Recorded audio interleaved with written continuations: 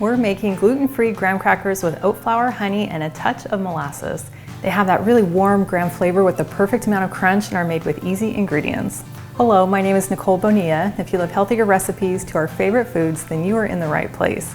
Now you're welcome to jot down these ingredients as we go along, or you can click on the link that's in the video description below. And that will take you to the full recipe with ingredients and substitutions, nutrition facts, and frequently asked questions.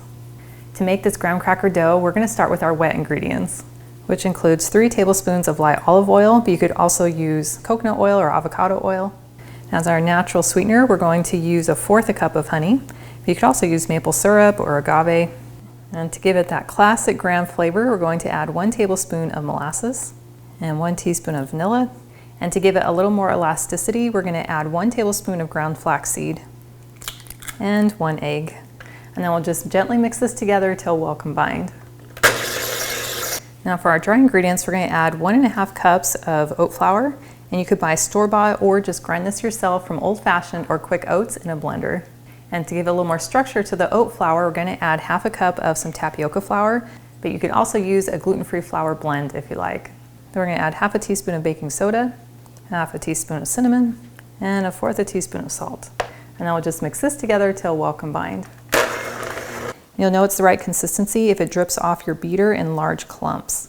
But if it seems too wet and drippy, then add a little bit more flour. Now to roll out our graham cracker dough, you'll want to use some parchment paper, and that is different from wax paper. And you'll want to take the cookie sheet that you're going to use and then tear off a sheet that fits just inside.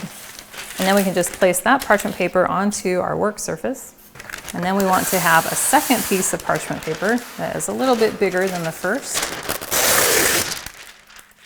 And this one we can lay on top to roll it out.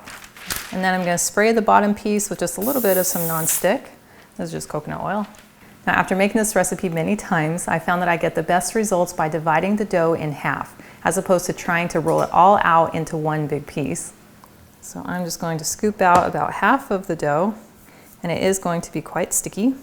And with my spatula, I'll first try and kind of spread it out into a rectangular shape.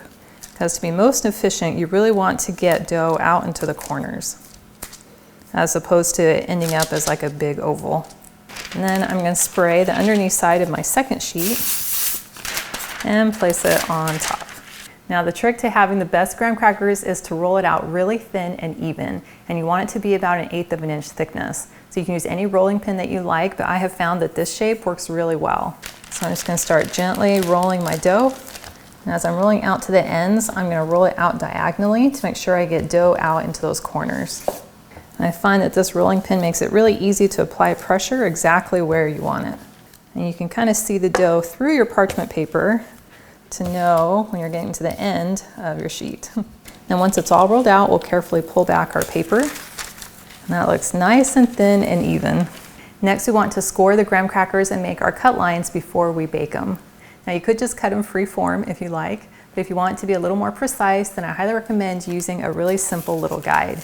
So I just cut this the same width as a traditional graham cracker, which is 2 1/4 inches. So I just have this strip of parchment paper that is 2 1/4 inches wide. And then it makes it really easy to just place it on top of my dough. I'll make my first slice right here along the end so I have a clean straight edge. And then I can just run along the other side. And then all I have to do is lift off my paper and then line it up on my last line and slice a new line. And then we just turn our strip perpendicular, do my best to visually line this up, and just slice down both sides. And then I'll just move my paper down and line it up on my previous cut line and slice a new one. Now depending on how precise you want to be, you can just leave these irregular shapes on the end and they'll just have some nice little graham cracker snack pieces. Since we know we're going to be rolling out our second half of dough, I'm just going to come in with a little spatula here and just pull these odd shapes away. And then I can just combine this with the dough that is still in our bowl. Now those iconic holes that are on top of a graham cracker are actually not just decorative. They help to release any air that's stuck underneath the cookie dough.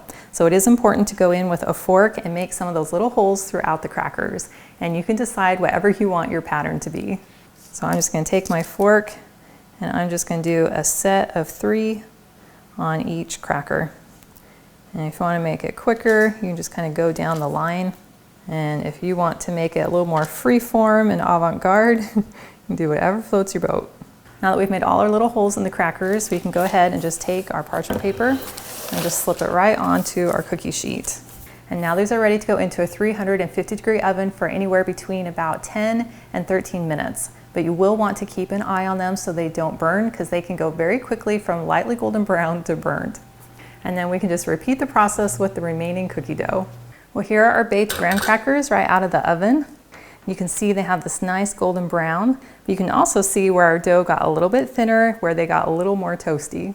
Now you'll want to leave these out until they cool completely, because they will continue to harden a little bit as they cool off. And then it'll be much easier to break them apart.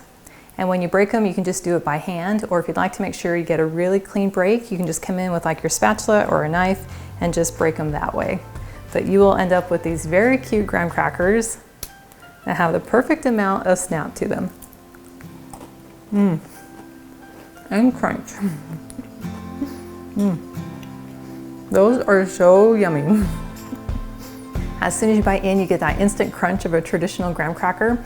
And I love the depth of flavor that comes in from the oat flour and the honey and the molasses that you don't get as strong in store-bought graham crackers. And I love that they're made with clean, natural ingredients.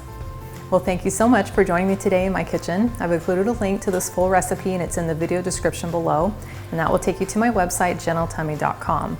And I also invite you to like and subscribe to my channel if you haven't already. And I cannot wait to have you hang out with me again in my kitchen.